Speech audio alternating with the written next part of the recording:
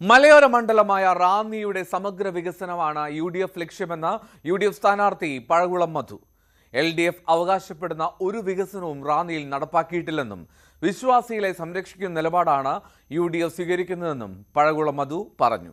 തെരഞ്ഞെടുപ്പിൽ റാന്നിയിലെ ജനങ്ങൾ UDFനൊപ്പമാണെന്നും UDF ജയിക്കുമെന്നും പഴകുളം മധു. റാന്നിയിലെ UDF സ്ഥാനാർത്ഥി അഡ്വക്കേറ്റ് പഴകുളം മധുവാണ് നമ്മോടൊപ്പം ചേരുന്നത്. എങ്ങനെയുണ്ട് പ്രചരണ പരിപാടികൾ? വിജയപ്രതീക്ഷയിലാണോ? വളരെ ആവേശത്തിലാണ്, വലിയ പ്രതീക്ഷയിലാണ്. കഴിഞ്ഞ 30 വർഷക്കാലത്തെ റാന്നിയുടെ ഒരു പ്രവർത്തന രീതിയുണ്ട്. ഒരു വികസനവും വന്നിട്ടില്ല. ജനങ്ങളെല്ലാം നല്ലവരാണ്. ധാരാളം പ്രകൃതി സമ്പത്തുണ്ട്, വികസന സാധ്യതയുണ്ട്. പക്ഷെ എന്തുകൊണ്ടോ റാന്നി പുറകോട്ട് പോവുകയാണ്. ഇത് ഇന്നലെ തുടങ്ങിയതല്ല, 30 വർഷം തുടങ്ങിയതാണ്. കഴിഞ്ഞ 5 വർഷമായി തുടർ ഭരണത്തിന്റെ ആനുകൂല്യം ഉണ്ടായിട്ടും കുറെ കാര്യങ്ങൾ കൊണ്ടുവരാമായിരുന്നു, പക്ഷെ അത് ഉണ്ടായില്ല. ഞാൻ നാളെ ഒരു വികസന സെമിനാർ ഇവിടെ നടന്നുണ്ട് റാന്നിയെ സംബന്ധിച്ച്. എന്താണ് റാന്നിയുടെ പ്രധാന പ്രശ്നങ്ങൾ, എന്താണ് റാന്നി ആഗ്രഹിക്കുന്നത്? ഇവിടെ എന്തെങ്കിലും ഉട്ടോപ്യൻ ഐഡിയ പറഞ്ഞിട്ട് കാര്യമില്ല. ഇവിടെ തന്നെ ചെയ്യാൻ കഴിയുന്ന, ഇവിടുന്ന് തന്നെ റിസോഴ്സസ് സമാഹരിക്കാൻ കഴിയുന്ന എന്തെല്ലാം ഉണ്ട് എന്നൊരു അന്വേഷണമാണ് നാളെ. അതൊരു സെമിനാറായി ഞാൻ നടത്തുന്നു. ഈ അസംബ്ലി മണ്ഡലത്തിലെ പ്രഗത്ഭരായിട്ടുള്ള പ്രമുഖരായിട്ടുള്ള വ്യക്തികളെ ഞാൻ ക്ഷണിച്ചിട്ടുണ്ട്. തദ്ദേശ സ്വയംഭരണ സ്ഥാപന പ്രതിനിധികൾ വരും, അവരുമായി ചർച്ച ചെയ്യും. അവിടെ ഉരുത്തിരിയുന്ന ആശയങ്ങൾ ഒരു കോൺസ്റ്റിറ്റ്യുവൻസി മാനിഫെസ്റ്റോ ആയി കൊടുക്കാനാണ് ഒരു പ്രകടന പത്രിക. ഈ മണ്ഡലത്തിൽ അടുത്ത 5 വർഷം എന്ത് ചെയ്യും? അത് ചെയ്യാൻ കഴിഞ്ഞില്ലെങ്കിൽ, ഈ 5 വർഷത്തിനിടയിൽ ഞാൻ പരാജയപ്പെടുകയാണെങ്കിൽ ഈ സ്ഥാനം രാജിവെച്ച് ഞാൻ മാറി.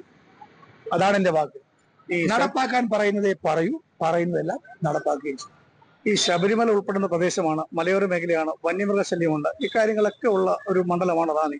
അപ്പൊ സ്വാഭാവികമായും ഇതിനെല്ലാം ഒരു പരിഹാരം കണ്ടെന്നാണ് ഈ LDFന്റെ ആളുകൾ പറയുന്നത്. ഒപ്പം സർക്കാരിന്റെ വികസന പ്രവർത്തനങ്ങൾ ഇവിടെ ഒട്ടേറെ ഉണ്ടെന്നാണ് പ്രചരണം.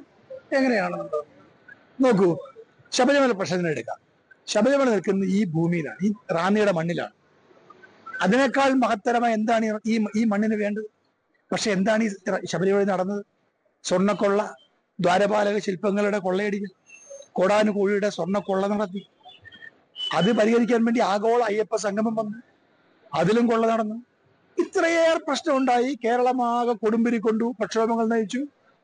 ഇവിടുത്തെ MLA എന്തെങ്കിലും വേണ്ടിയോ? അയ്യപ്പന് വേണ്ടി പറഞ്ഞണ്ട. ഈ പ്രശ്നത്തിലെ ന്യായാന്യായങ്ങളെ കുറിച്ച് അദ്ദേഹം പറഞ്ഞോ? നിയമസഭയിൽ അക്ഷരം വേണ്ടിയോ? ശബരിമല എന്ന് പറയുന്നത് ഈ അസംബ്ലി നിയോജക മണ്ഡലത്തിലെ ഏറ്റവും പ്രധാനപ്പെട്ട ഒരു കേന്ദ്രമല്ലേ? അദ്ദേഹത്തിന് ഭക്തി വേണ്ട, ഭക്തിയുടെ ഘടകം പോകട്ടെ. എന്നാലും സ്വന്തം നിയോജക മണ്ഡലത്തിലെ ഒരു മഹാക്ഷേത്രത്തെ തകർക്കുന്ന ഒരു പരിപാടി സർക്കാരിന്റെ ഭാഗത്തു നിന്ന് വന്നിട്ട് എതിർത്ത് ഒരു അക്ഷരമുരിയാടാൻ കെൽപ്പില്ലാതെ പോയ 5 വർഷങ്ങളാണ് ഈ 5. അതിനൊരു മാറ്റം ഉണ്ടാകണം. ശബരിമല അയ്യപ്പന്റെ മുമ്പിൽ പോയി കയ്യും കെട്ടി നിൽക്കുന്ന മന്ത്രിയുടെ പിന്നിൽ ഒളിക്കുന്ന ഒരു ജനപ്രതിനിധി അല്ല വേണ്ടത്. ശബരിമല അയ്യപ്പന്റെ മുമ്പിൽ പോയി കൈകൂപ്പി നിൽക്കുന്ന ഒരു ജനപ്രതിനിധി അയ്യപ്പന്റെ മണ്ണിൽ ഉണ്ടാകണം. ഈ LDF സ്ഥാനാർത്ഥി പ്രചരണ പ്രവർത്തനങ്ങളുമായിട്ട് ഒരുപാട് മുന്നിൽ പോയിട്ടുണ്ട്. ഒപ്പം ഈ സ്ഥാനാർത്ഥി പട്ടിക വൈകിയതൊക്കെ നമ്മുടെ പ്രചരണം തുടങ്ങുന്നതിനൊക്കെ ഒരു ബുദ്ധിമുട്ടുണ്ടായതോ അതൊരു പ്രയാസമായി മാറി. അല്ല, LDF സ്ഥാനാർത്ഥി കഴിഞ്ഞ 5 വർഷമായി ഇവിടെ നിൽക്കുന്ന ഒരാളാണ്.